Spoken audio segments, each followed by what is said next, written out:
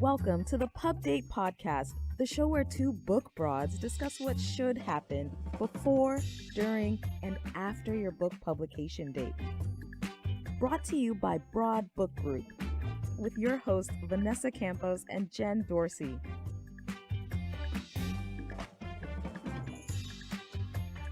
Happy Friday, Jen. How are you doing?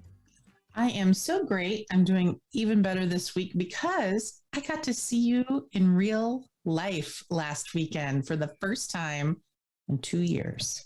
It was pretty great. It was cold so and so worth it. So worth it. So we won't get too inside baseball, but just for our listeners, we were at the Pub West conference last weekend, which is a wonderful gathering of other independent and small publishers. And we went to Denver, which was fun. It's kind of halfway between where we both are. And we just got to reconnect and spend time together and be with other book nerds. And it was awesome. I'm still riding the high of it. Same here. A lot of the conversations that we were having at Pub West kind of led into this conversation that we're going to be having today. And, the conversation around the types of books that we publish and what ends up happening to them, how they get discovered. But most importantly, there's this big conversation around banned books. And I think it's an interesting conversation to have. And it's a good conversation to have. I have my favorite banned book, and I actually had to look this up to make sure that it was actually banned, because I'm like, how could it possibly be banned? But what's your favorite banned book, Jen? I have so many that I love. I love The Hate U Give by Angie Thomas. She's an amazing writer.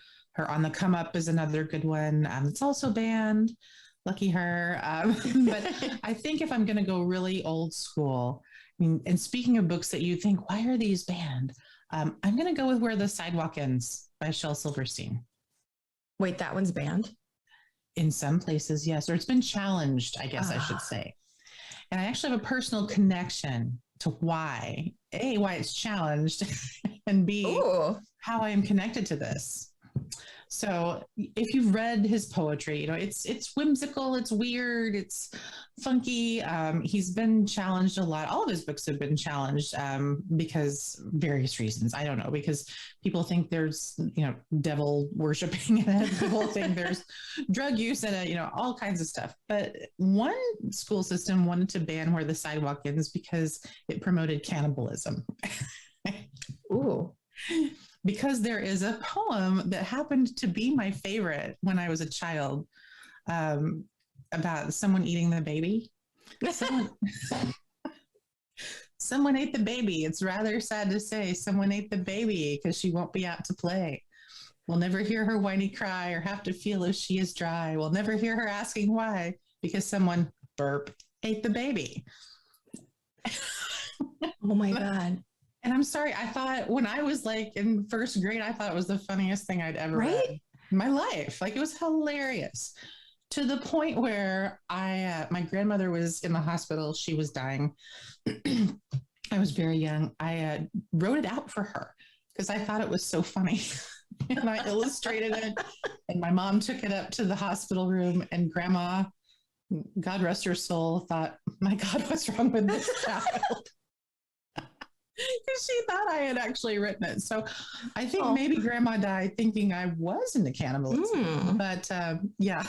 Hey, you got to get your protein somehow, right? You do, right? So that's one of my favorites. And I always laugh at that story because, I too was a whimsical child. And so it spoke to me, obviously. What about you? What's yours? Oh, man. I'm going to have to pick that up again and read it. Wow. With that new view of the world, I'm going to have to do that new view of Jen's world. I think, and this may be why I love really bad and really good dystopian movies now as an adult. I have to say Brave New World by Aldous Huxley, and just kind of it's conversation about society. And it's just when I found it on the banned or challenged book list, and I was like, really, that one? I loved it. And then, maybe we do have a really sick sense of humor. I thought it was great.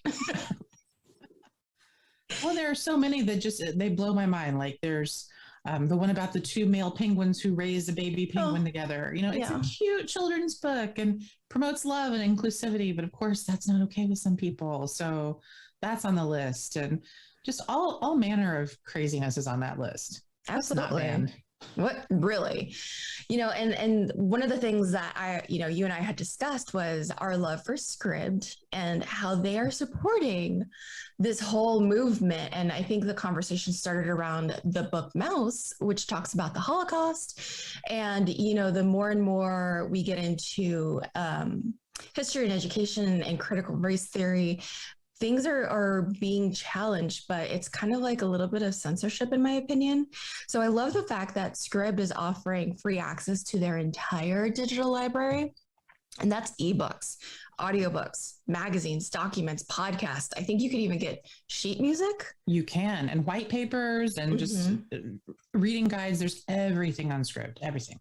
Yeah. So if you decide you want to get into this list and really dig in and sink your teeth into it, if you sign up for Scribd before February 28th, they are not going to require a credit card, nothing to sign up, just your name, username, and password, create an account. It's a downloadable app. You can download things onto your phone so you don't have to use your internet, which is really, really nice, especially if, you're having some issues. So if you are interested in doing that, go to www.try.scribd.com/banned books. And this is not an advertisement. We just love them. We just love them. Yes. And good on them for doing this and offering some really great free access to people. Absolutely. Great service. So let's talk a little bit about, how we're rediscovering and reimagining our thought process around books that are, have been part of our conversations for so long. We're talking about Mouse. We're talking about books like A Day in the Life of Marlon Bundo, To Kill a Mockingbird, all these great books. And we're talking about them through word of mouth, all because people want to ban them, which is kind of ironic when you think about it. It's doing the opposite effect.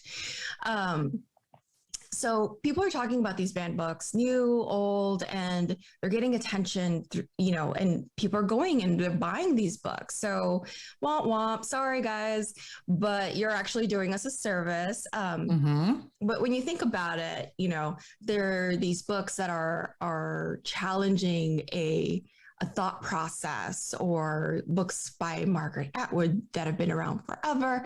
But if you're a new author with a bit less of a controversial topic, like how to start and run a freelance copywriting business, then you kind of have to follow a few different rules on how to get discovered. Hopefully one day your book will be banned, but for the time being, it's probably not going to be banned, and you don't want it to be banned because you want people to find it. For now, yes, absolutely. So, in thinking about how do you get your book discovered? So if you run a very small business and you're, out of your house, which is a lot of us, and you have word of mouth clients, which is great, but you want to write a book to kind of amplify what you're doing and get new clients, maybe share a little bit of what you know and what you've experienced, your trials and tribulations of actually starting a business. You have to play with the big boys, which happens to be Amazon.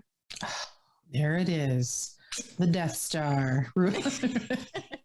It rules the world. It rules the world. It does, though. I mean, I think so much that has changed in the world of book selling and book marketing and metadata, which wasn't even a thing a few years ago.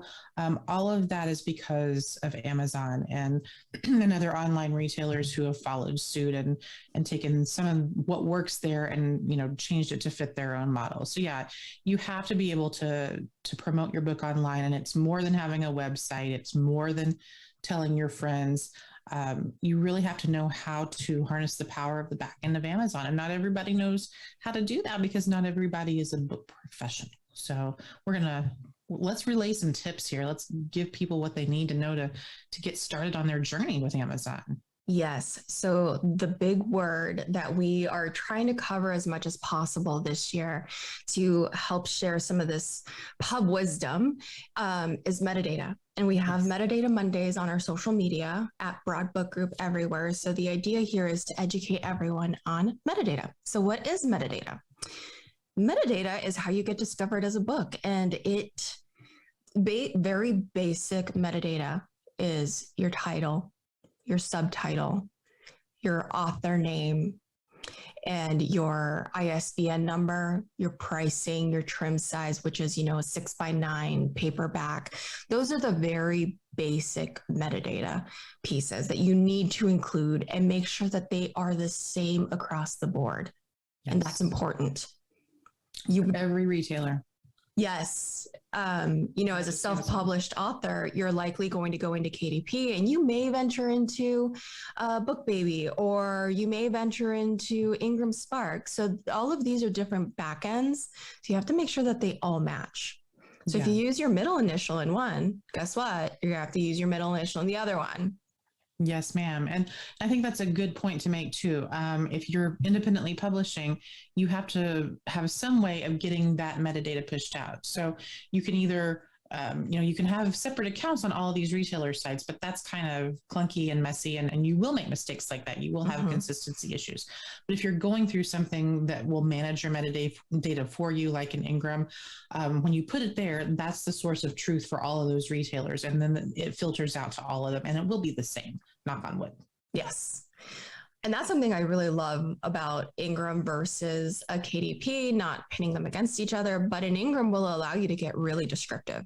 And that's the next part about metadata is your descriptive keywords. So of course you have things like this freelance copywriting, starting a business, but then you get into the descriptive stuff. So you got to put yourself in the reader's shoes and say, okay, I need to search for a book that is going to help me start and run a freelance copywriting business. And that in itself is a phrase that's descriptive about your book. Right. And you can add that in Ingram, and it's really, really big. So, these are all bits and pieces that you're going to have to think about. And I like to have people think about these things before they actually create an account on Ingram Spark. And it's, once you create that account on Ingram Spark, it's going to populate in there. So I like to fill out as much as information as that is. So we kind of have a little bit of a template that we can definitely share with listeners on what you should be including. So it's kind of like your starting point, what you need to include in basic and good descriptive phrases for your metadata. Yeah. And keywords are such a huge part of that, because it's got to be SEO friendly. It's got to be something that's searchable, because let's say that a potential reader doesn't go to Amazon first, or they don't go to Barnes and Noble first. They go to Google first. And so if they're going to look up books about how to start a copywriting business, you'll want those, as you mentioned, you'll want those words in your description, because it will hopefully pull up your book in one of the Google listings and then push it to a retailer like Amazon. That is a really good point. So I like to think of, unfortunately, Amazon as the Google of retailers for books. But, I know that Barnes and Noble, Target, Walmart, all the other published or distributing retailers are making sure that their metadata and the way that they map things is up to par, because Amazon is so far ahead in the game. So make sure that all of these things are in place, even if you don't use KDP, because it's just going to help you out in the long run. Right. And just to reiterate, you can enter this metadata in a lot of different ways. You can get individual seller accounts on sites like Amazon. You can go into each one and do it. But if you go through something like an Ingram Spark, then it'll filter it out. It'll push it out everywhere. It's the easiest. Do it that way. And speaking about that metadata, I think you can get as descriptive as you want, right? So like you should have a really good author bio. Yes. Maybe a table of contents. What else should you have? I would include editorial reviews. So all of those nice things people have said about your book before it went to print or before it even got released, there's a special place in the back end of Ingram Spark to be able to add those things. Right. Another one of the things that a lot of people or a lot of authors really just kind of leave alone and then just ignore is the ability to create an Amazon Author Central account. And that one you do have to go into Amazon, sorry, and create an account. And then once you're in there as an author, what you'll have to do is you'll have to claim your book. So you'll need that ISBN number because that's what gets pushed out. But when you create an Amazon Author Central account, you're able to create an extended bio. You're able to create video content that you can upload. You can even add in your blog content using an RSS feed. So that's really, really cool. That's nice. So it's almost like a little microsite for you as an author, in addition to your landing page, because you should also have a landing page that's outside of this. Absolutely. And it's free. It's free. And if Amazon is saying it's free, then Amazon is basically saying use it, because this is another way that your book will be discovered. Right. And because you can also include links to your business and your full bio. I mean, you can kind of go ham with it, right? Exactly. Another thing that I love that they rolled out that, for self-published authors is something that was only available to distributed authors, which means, somebody who was acquired through like a Wiley or a Barrett Kohler. So if you had that ability, you were able to create some really cool graphics. It's called A+ content. And I love A+. It brings your book to life. And when you're in the self-publishing world, you don't really get access to these things. So they just roll this out. And I really love it because you're able to showcase the inside of your book. You're able to create some really cool shareable images. You're able to add more about yourself and a better bio author headshot. But I really love the ability of people being able to share spreads of a nonfiction book. That's great, especially if you have a highly visual book. You can share those bits and pieces, or you can even create custom graphics there. They do have some parameters as to what size those are allowed to be, so that they work on your Amazon page. But, let's say you have a really great testimonial quote. It has to be short, right? But, you could make it graphic and beautiful and put it in a box and put the micro cover of the book on there. You can do things like that. You can have passages from the book. You can have art from the book. It's really only limited by your imagination and the size that they allow you to make it. Right. So you can really, get into Canva or get into some other program like that if you don't have a designer, or, send it out on Fiverr and see if someone can design them for you. But they really just make it beautiful.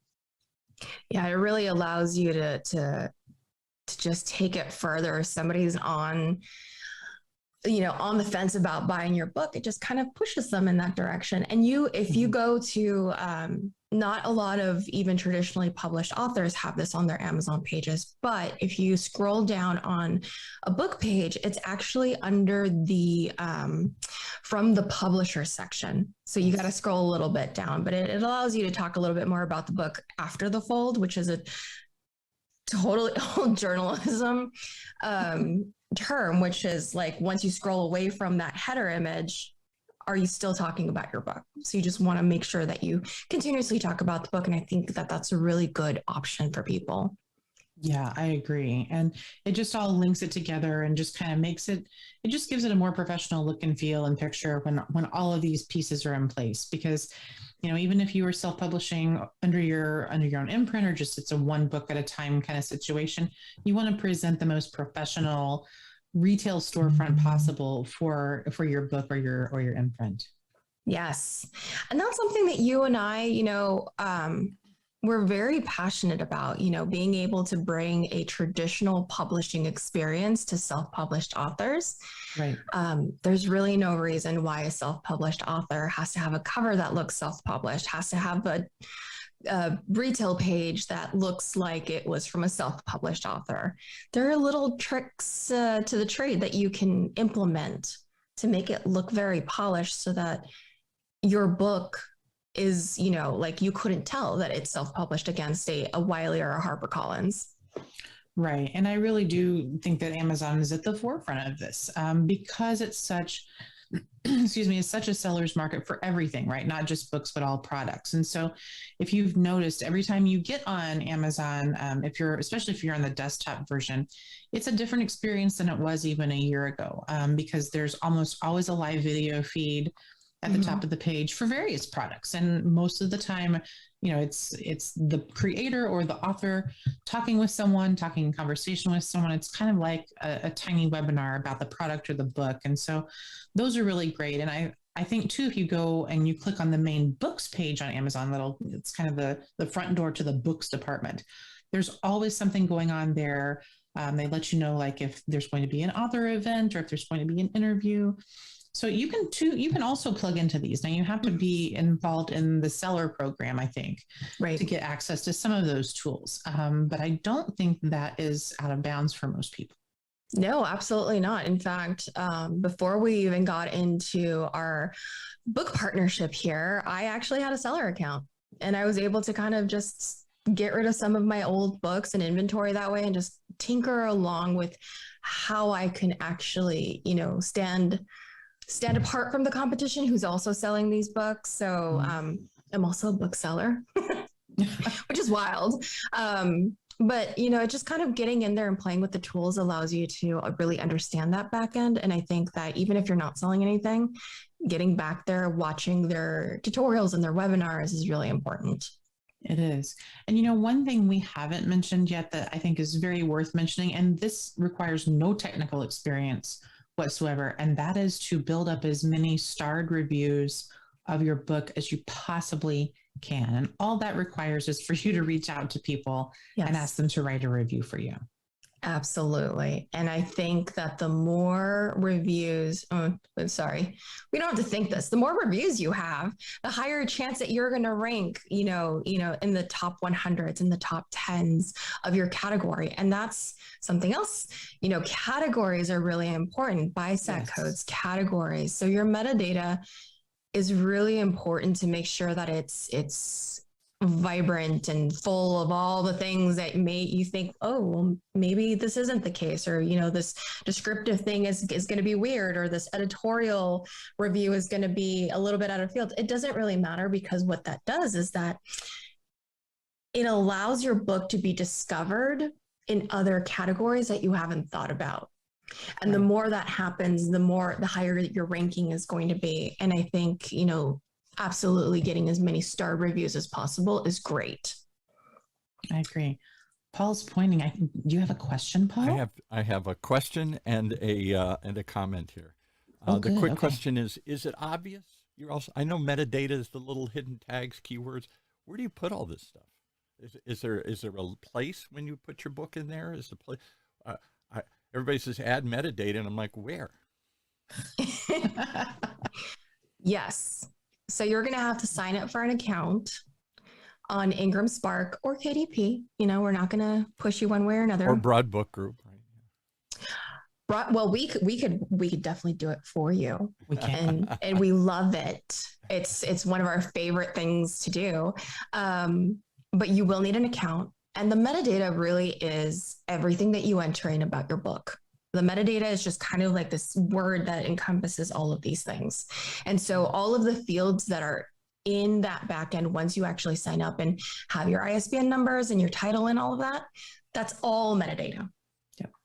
I'm going to encourage somebody to contact you or somebody else, because it ain't as easy as it looks. You got to do some research too. What you think this is your metadata, and you find out, oh, it really should be this, or this is what I should be talking about, or I typed it in wrong, or I put one extra letter in.